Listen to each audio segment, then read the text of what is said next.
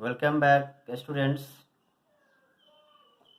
First chapter geography के first chapter में हम लोग पढ़ चुके थे द सोलर सिस्टम तक। अब इसके आगे हम इस वीडियो के द्वारा द सन से शुरू करेंगे कि अब सन, प्लैनेट्स, अर्थ और मून, इन सभी के बारे में हम इस वीडियो के द्वारा स्टडी करेंगे, समझेंगे कि यह हमसे कितना दूरी में है, क्या है, कैसे किस प्रकार इसे हम जानते हैं और कैसे समझने की कोशिश करते हैं। तो आप अपनी बुक के देखें और हम इसके द्वारा आपको समझाते जा रहे हैं। इसे आप सुनेंगे, ध्यान से सुनते रहेंगे।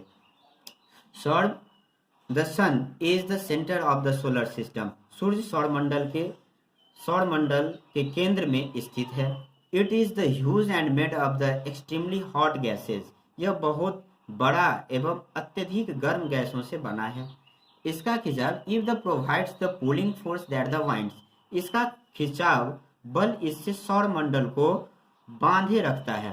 सूर्य सौर मंडल के लिए प्रकाश एवं ऊष्मा का एकमात्र स्रोत है, लेकिन हम इसकी but the tremendous heat is not felt so much by us because despite being our the nearest star, it is far away from us. The sun is about the 150 million kilometer away from the earth. यानी लेकिन इसकी अत्यधिक तेज ऊष्मा को महसूस नहीं करते, क्योंकि सबसे नजदीक का तारा होने के बावजूद यह हमसे बहुत दूर है। सूर्य पृथ्वी के लगभग 15 करोड़ मीटर दूर है। यानी सूर्य की दूरी हमारे पृथ्वी से 15 करोड़ किलोमीटर दूर है। दूसरा ग्रह है प्लैनेट्स। हमारे सौर मंडल में 8 ग्रह हैं। There are 8 planets. कोई पूछे कि how many planets in our solar system, तो हम लोग यहाँ पे आपकी बुक के अनुसार देने हैं there are the 8 planets in the our solar system in order there the distance from the sun. They star the Mercury, Venus, earth star, Jupiter, Saturn, Uranus and the Neptune. ये सारे हमारे solar planets के नाम हैं। अब आप देखिए कि यहाँ पे यहाँ पे and the easy way some memories कहता है सूर्य की उनकी कुछ दूरी के अनुसार अंग्रेजी में ग्रहों के नाम याद रखने के आसान कुछ तरीके दिए हुए हैं, जो आप यहाँ पे देख सकते हैं। यानी my very efficient mother just served us nuts. यानी माई एम से यहाँ पे मरकरी, भी से Venus, E earth, M Mars, J Jupiter, S Saturn, U Uranus and the Neptune, जो एन से दिया है। ये शॉर्ट ऐसे तरीका दिया हुआ है जिससे हमें 8 ग्रहों की नाम याद रह सके। सौर मंडल के सभी 8 ग्रह एक निश्चित पथ पर सूर्य का चक्कर लगाता है। ये रास्ते दीर्घ वृत्ताकार में फैले हुए हैं। ये कक्षा कहलाते हैं, जिसको हम लोग ऑर्बिट कहते हैं। आप लोग पढ़ेंगे they are the called the orbit, जिसको कक्षा कहा जाता है। चक्कर लगा बुध सूर्य के सबसे नजदीक है। अपनी कक्षा में सूर्य के चारों ओर एक चक्कर लगाने में इसे केवल 88 दिन का समय लगता है। 88 दिन के समय में यह उसका चक्कर लगा लेता है। सूर्य को पृथ्वी का जुड़वा ग्रह माना जाता है, क्योंकि इसका आकार एवं आकृति लगभग पृथ्वी की ही समान होती है, जिसको पृथ्वी के समान होती है। अभी तक प्लूटो टिल द रिसेंटली अगस्त, अब प्लूटो 2006 प्लूटो अब कहता है कि जिसमें अभी तक प्लूटो में एक ग्रह भी माना जाता है। यानी नेक्स्ट के बाद 9वां ग्रह हम लोग एक प्लूटो के बारे में भी जानते हैं, जो अगस्त 2006 में इसकी इन्वेंशन की गई, खोज की गई, जो हम पढ़ते। तो टोटल मिला के 9 ग्रह होती है जो हमारे सौरमंडल में है। Pluto was also the considered a planet, जो भी प्लूटो भी एक ग्रह है। However in a meeting of the international astronomical the union, अब कहता है कि जो खगोलीय पिंड संगठन ने अपनी बैठक में 2006 में यह निर्णय लिया कि कुछ समय पहले खोजे गए अन्य खगोलीय पिंड, जो कहता है कि शेयर 2003 यूवी, यानी इसका निर्माण 2003 यूवी के सीरस तथा प्लूटो बौने ग्रह कहे जाते हैं। यानी प्लूटो को हम लोग बौना माने बहुत ही छोटा ग्रह कहते हैं। उसके बाद है द अर्थ। अब अर्थ क्या? पृथ्वी। The earth is the third nearest planet. यह पृथ्वी सूर्य से दूरी के हिसाब से पृथ्वी तीसरा ग्रह है। आकार में यह पांचवा सबसे बड़ा ग्रह है। यह ध्रुव के पास थोड़ी चपटी है। यही कारण है कि इसके आकार को भू आव कहा जाता है, यानी डिस्क्राइब एज ए जियोइड, जिसको हम भू आव कहा जाते हैं। Geoid means and the earth like the shape. इसका अर्थ होता है कि जैसा पृथ्वी है उसी प्रकार उसका समान आकार। जीवन के लिए अनुकूल, यानी कहता है कि condition the favourable the support of the right probable for the only, यानी हमारे जीवन के लिए पृथ्वी बहुत ही आवश्यक है। सामान्य के अनुसार पृथ्वी पर जितने भी चीज हैं वो सभी विद्यमान हैं। ये पृथ्वी पर जो भी चीज विद्यमान है वो किसी भी ग्रह पर विद्यमान नहीं है। इसलिए पृथ्वी को पूरे ग्रहों में से सबसे खास ग्रह माना जाता है। यहाँ पर जीवन संभव है। जैसा फ्रॉम अब कहते हैं कि अंतरिक्ष से देखने पर पृथ्वी नीले रंग की दिखाई देती है, appears the blue because its 2/3 the surface covered by water, it is therefore called the blue planet। जो क्योंकि इनकी 2/3 सतह पानी से ढकी हुई है, इसलिए इसे नीला ग्रह कहा जाता है। अब द मून, चंद्रमा को अब हम क्या आप लोग पढ़ेंगे, मैं इसका हिंदी बताता हूँ। कहता है कि our earth has only one the satellite that is the moon. कहता है कि हमारी पृथ्वी के पास केवल एक उपग्रह है, चंद्रमा। हमारी पृथ्वी के सबसे नजदीक जो है वो उपग्रह जो कहा जाता है वो चंद्रमा है। इसका व्यास पृथ्वी के व्यास का केवल 1/4 है। यह इतना बड़ा इसलिए प्रतीत होता है क्योंकि यह हमारे ग्रह से अन्य खगोलीय पिंडों की अपेक्षा नजदीक है। यानी जितने भी खगोल पिंड हैं हमारे सौरमंडल में, उससे चंद्रमा हमारे नजदीक है, उससे नजदीक है। यह हमसे लगभग कितना, तो यहाँ पे देखिए कि यह हमसे लगभग 3,84,400 किलोमीटर दूरी पर स्थित है। अब आप पृथ्वी से सूर्य एवं चंद्रमा की दूरियों की तुलना कर सकते हैं। कहता है कि now you can compare the distance of the earth from the sun and from the moon. अब इसे आप देखिए कि the moon moves around the earth is about 27 days, यानी चंद्रमा जो है पृथ्वी की लगभग 27 दिनों में इसकी परिक्रमा कर लेता है, चक्कर पूरा कर लेता है। इसके परिणाम स्वरूप it takes the exactly the same time to complete one span. As the result, जिसका रिजल्ट होता है only one side of the moon is the visible to us on the earth, जिसके कारण इसका एक भाग ही, केवल एक ही भाग हमें दिखाई पड़ता है। चंद्रमा की परिस्थितियां, the moon of does not have the condition favourable for life, it has the neither water nor air, it was the mountain. अब कहता है कि इसमें चंद्रमा की परिस्थितियां जीवन के लिए अनुकूल नहीं है, यहाँ पर जीवन संभव नहीं है। इसकी सतह पर पर्वत, मैदान एवं गड्ढे हैं जो चंद्रमा की सतह पर छाया बनाता है। पूर्णिमा के दिन चंद्रमा पर इनकी छाया को हम देख सकते हैं, इसीलिए हम लोगों के लिए पूर्णिमा की रात बहुत ही खास हो जाती है। यू नाउ, अब इसमें भी एक ही फैक्ट आप देखिए कि ये बहुत ही जरूरी है इस फैक्ट को जानने के लिए, कि कहता है कि एक ऐसा प्रकाश की गति, यानी light the travels at the speed, प्रकाश की गति कितनी होती है। अगर कोई पूछे कि प्रकाश की गति कितनी, how many speed of the lights, तो हम कहेंगे the travel of the light speed of about the 3 lakh kilometre पर सेकेंड, यानी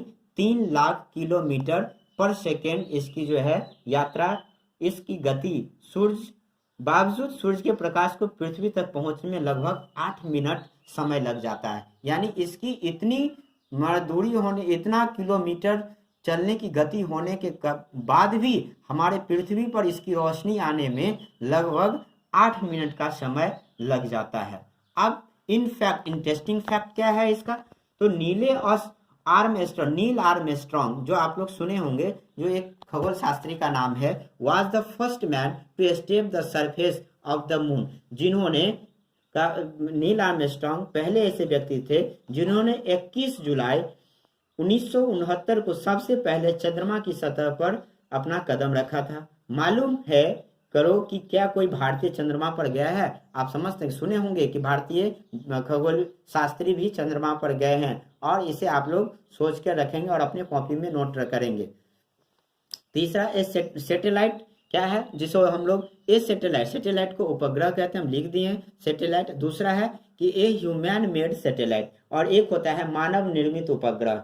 एक खगोलीय पिंड है, कहता है कि सैटेलाइट, आप कहेगा what is satellite? A satellite is a celestial body that moves around the planet is in the same way that the planet move around the sun। कहता है कि जो खगोल एक उपग्रह एक ऐसे खगोलीय पिंड है जो ग्रहों के चारों ओर उसी प्रकार चक्कर लगाता है जिस प्रकार ग्रह सूर्य के चारों ओर चक्कर लगाते हैं।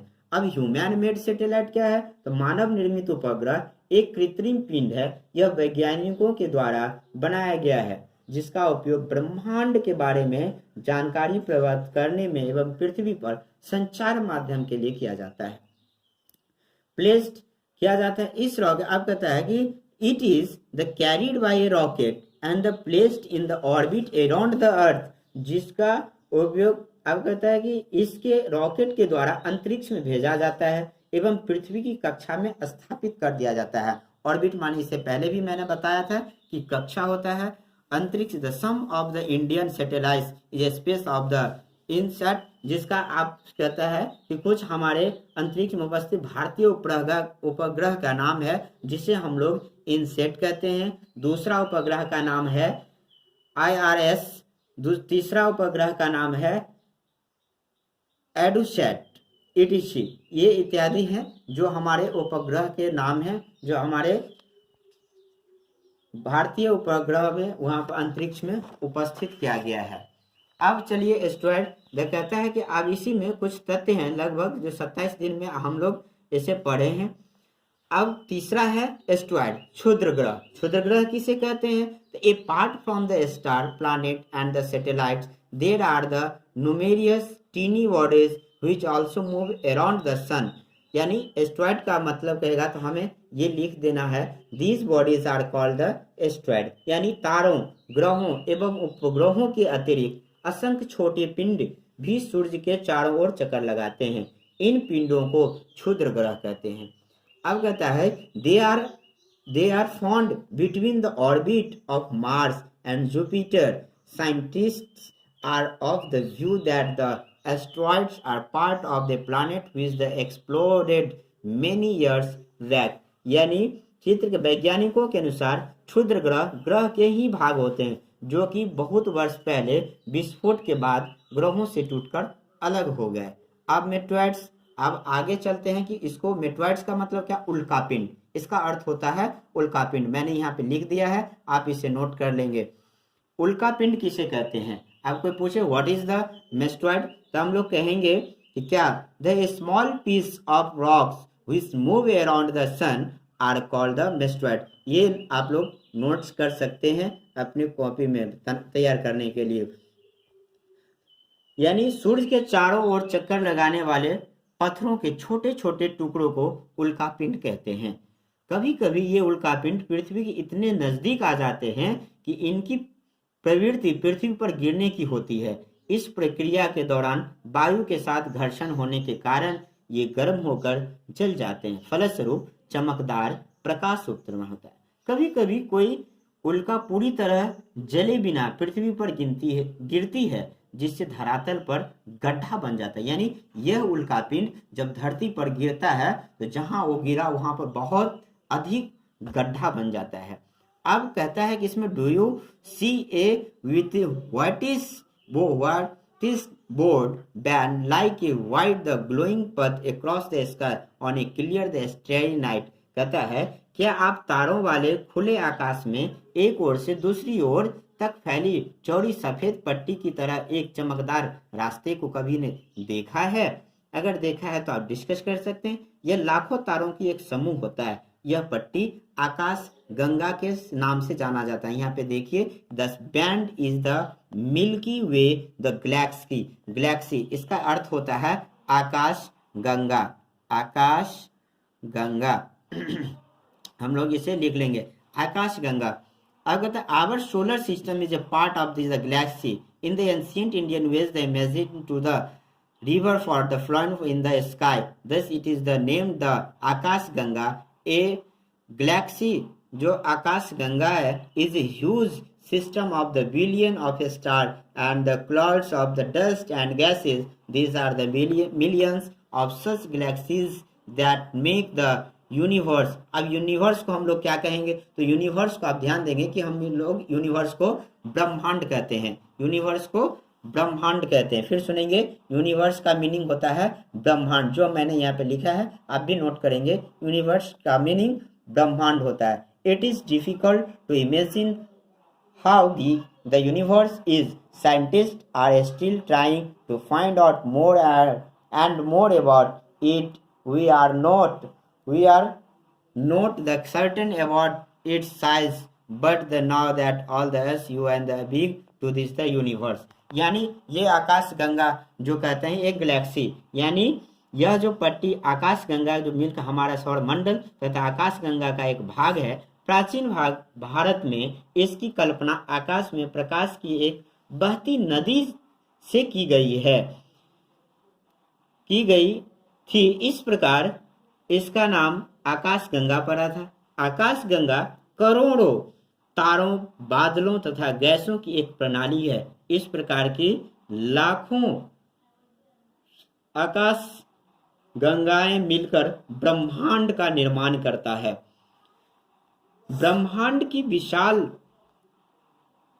की कल्पना करना अत्यधिक कठिन है। वैज्ञानिक अभी भी इसके बारे में अधिक से अधिक जानकारी एकत्र करने में जुटे हैं।